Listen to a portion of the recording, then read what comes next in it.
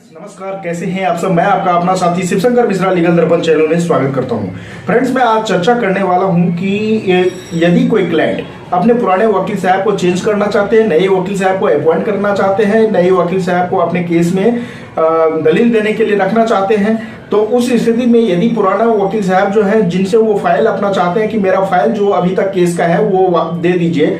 अब इस स्थिति में वकील साहब के पास वो जाते हैं वो फाइल लेने के लिए, लेकिन वकील साहब फाइल नहीं देते हैं। तो उस स्थिति में क्या वकील साहब का क्या पर्सनल उस फाइल के साथ रह रहा है अटैचमेंट की वो फाइल नहीं देते हैं उनको, या फिर क्या पर्सनल इश्यूज रहता है उनको जो वो फाइल नहीं वापस करते रहते हैं। और यदि क्लाइंट इस परेशानी को झेलता है तो इस परेशानी को नहीं झेलना पड़े, जिस कारण से उसको फाइल कहां से कोर्ट में किस तरीके से प्राप्त कर सके, तो इसी के बारे में आज मैं बताने वाला हूं। तो इसे जानने के लिए वीडियो को लास्ट तक देखिएगा और वीडियो देखने के बाद अच्छा लगे तो चैनल को ज्यादा से ज्यादा सब्सक्राइब, लाइक और शेयर कीजिएगा। तो आइए फ्रेंड्स जानते हैं। फ्रेंड्स, अक्सर आपने कोर्ट में देखा होगा कि क्लाइंट आपस में बात करते रहते हैं कि मेरे पुराने वकील साहब जो हैं वो अच्छे नहीं है या वो सही से काम नहीं करते हैं, मुझे बताते नहीं है कब डेट है नहीं है। ये बहुत सारे क्लाइंट को सुनने को मिलता है, वो आपस में बात करते रहते हैं क्लाइंट पे क्लाइंट। अब इस स्थिति में क्या होता है कि यदि किसी क्लाइंट का सेटिस्फेक्शन रहता है, किसी क्लाइंट को सेटिस्फेक्शन नहीं मिलता है अपने पुराने वाले वकील साहब से, तो वो क्या करते हैं, अपना वकील साहब को चेंज करना चाहते हैं, वकील को चेंज करना चाहते हैं अपने केस में पैरवी करने के लिए। तो इस स्थिति में वो पुराने वकील साहब से नए वकील साहब जो होते हैं वो बोलते हैं कि अपने पुराने वकील साहब से केस की जो कोर्ट की फाइल है, तुम्हारे केस की जो फाइल है वो फाइल ले आओ। अब फिर क्लाइंट जाता है वकील साहब के पास, वकील साहब क्या करते हैं कि बोलते नहीं मैं ये फाइल नहीं तुम्हें दे रहा हूं, अब तुमको जहां से लाना है ले लो। अब वकील साहब का कुछ पर्सनल इश्यूज रहते हैं। पर्सनल इश्यूज क्या रहेंगे, ये रहते हैं कि उसने उस केस पे बहुत सारे मेहनत किए होते हैं, नोट बनाए होते हैं, जिस कारण से वो अपने मेहनत किसी दूसरे को नहीं देना चाहते हैं, तो वो बोलते हैं मैं फाइल नहीं दूंगा। अब इस स्थिति में क्या है कि वकील साहब से क्लाइंट को लड़ना झगड़ना वहां पे नहीं चाहिए, क्योंकि ये नहीं है कि वकील साहब यदि फाइल नहीं देंगे तो आपका केस जो है आगे नहीं बढ़ेगा, आपको वो फाइल नहीं मिलेगा। फाइल आपको मिल जाएगा। फाइल मिलने के लिए आपको क्या करना पड़ेगा कि कोर्ट में फैसिलिटेशन सेंटर होता है जहां पे सर्टिफाइड कॉपी अप्लाई होता है। हर एक कोर्ट में, जिस कोर्ट में जाइएगा हर एक कोर्ट में ये काउंटर बने होते हैं।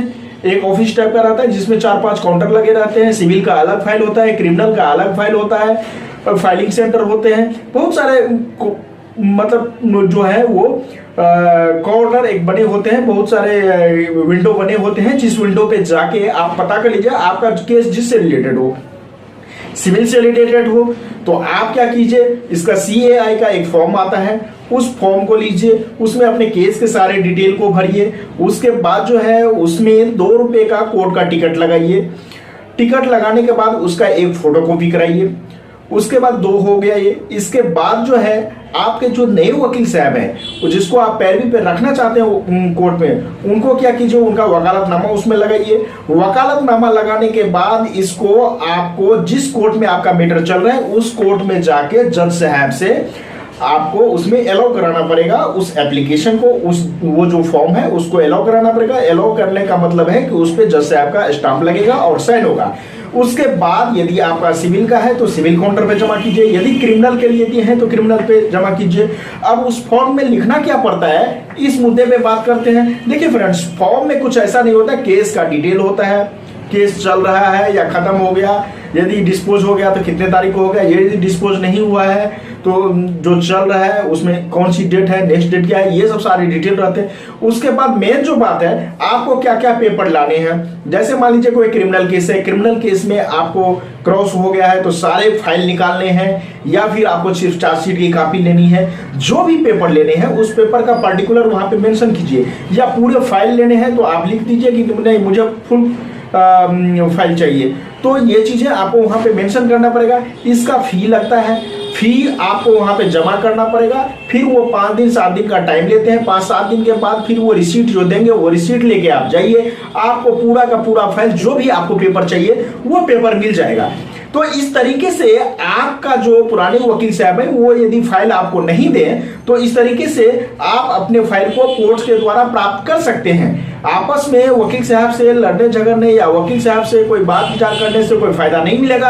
आपका दूसरा उपाय है कि आप सर्टिफाइड अप्लाई करके कोर्ट से किसी भी पेपर को निकाल सकते हैं, अपने केस से संबंधित जो भी पेपर है उसको निकाल सकते हैं और नए वकील साहब को वो दीजिए और उसके बाद वो केस को उससे आगे बढ़ाएंगे। तो इस तरीके से आपका केस जो है अपना नए वकील साहब के द्वारा लड़ा जा सकता है। नए वकील साहब के द्वारा जो है अपने केस में पैरवी आप करा सकते हैं। इस तरीके से आप अपना फाइल को प्राप्त कर सकते हैं। तो फ्रेंड्स, आज तक के लिए इतना ही, फिर मिलेंगे नेक्स्ट वीडियो में। तब तक के लिए